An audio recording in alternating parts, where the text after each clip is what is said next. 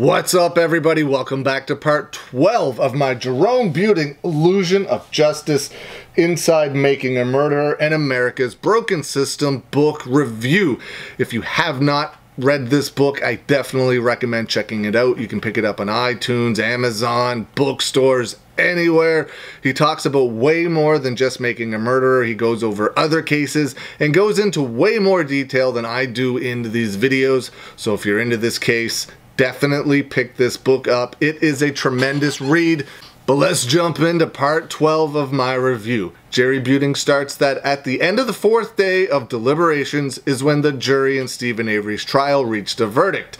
And that verdict was as follows. We, the jury, find the defendant, Steven A. Avery, guilty of first-degree intentional homicide as charged in the first count of the information. He was also found not guilty of mutilating the corpse. But Brendan Dassey was found guilty of mutilating the corpse. So in theory, in the court's mind, they believe Steven Avery killed Teresa Halbach, but then Brendan Dassey acted alone and mutilated the corpse? Does that make any sense to anybody? That makes absolutely zero freaking sense. Brendan Dassey was convicted of mutilating the corpse, but Steven Avery was found innocent of mutilating the corpse. At least if they were both found guilty of it, at least that would make sense, right?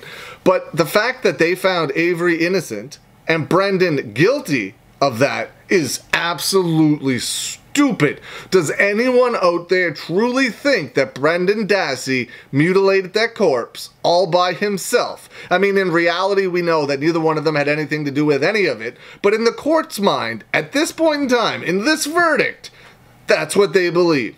They believed that 16-year-old Brendan Dassey acted alone in mutilating the corpse. How ridiculous of a statement is that? Steven Avery was also found guilty of possession of a firearm by a felon, even though the rifle belonged to his landlord.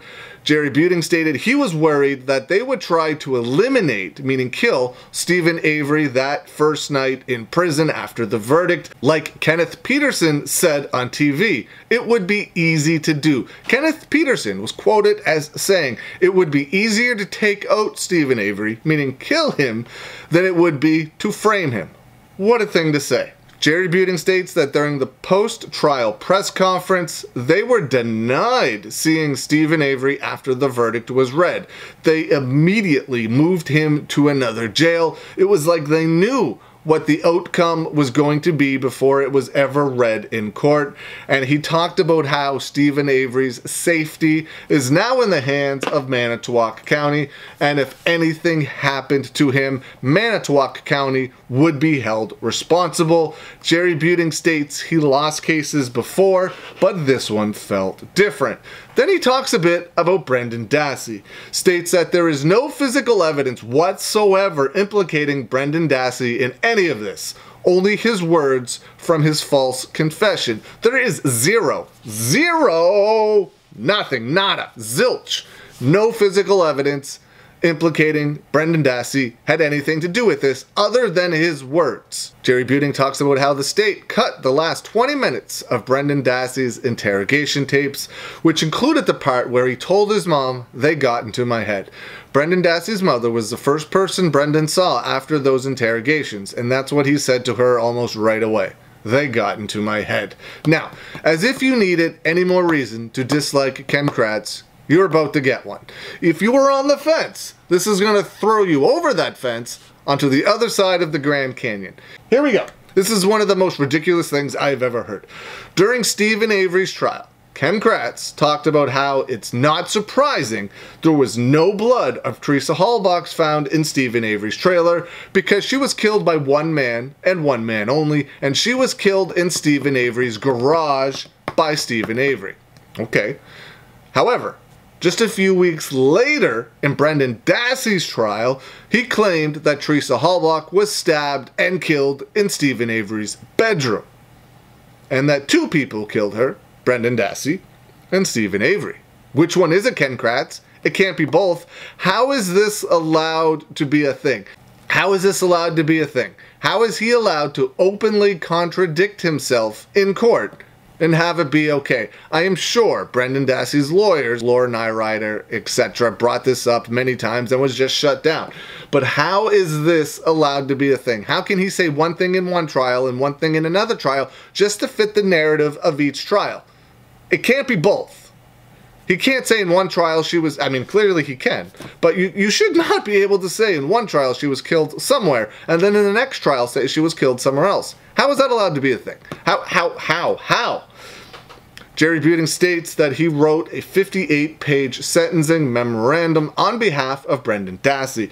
He included Dr. White's report, provided the court with complete transcripts of Brendan Dassey's interrogation, also provided DVDs of the interrogation to the court, and as well, he made copies for the press. Following Stephen Avery's verdict in court, Stephen Avery said the following, and I will read it in full. "Well, Your Honor, I'm sorry for the Halbach family, Teresa Halbach's family, what they are going through, the pain, the hate they got. There's nothing else going to bring her back. You know, and my family, what they are going through, and everybody's friends, and the community is hurting everybody, and for myself, Teresa Halbach, I didn't kill. I am innocent of what all of this, and I figure later on, I will prove myself innocent. I will take it from there. That's all I got. Thank you." Then the judge proceeded to give him life in prison without the possibility of parole. How this case is allowed to be held up like it stands right now is ridiculous. How Wisconsin clearly does not want to go back and have to review any of this because they know they're going to get torn to shreds by Kathleen Zellner if they allowed her to reopen this case. If they allowed her petition for review to go ahead, Stephen Avery would be out in about 15 seconds. This is absolutely ridiculous how any of this is allowed to stand. Ken Kratz, she was killed here in one trial. Oh no, she was killed here in another trial. Zero physical evidence connecting Brendan Dassey to any of this, but yet he still sits in prison to this day. It's gross. It's absolutely gross. As difficult as all of this is to hear and take in, I hope you enjoyed the video, and I hope you have a great day. I will see you again soon.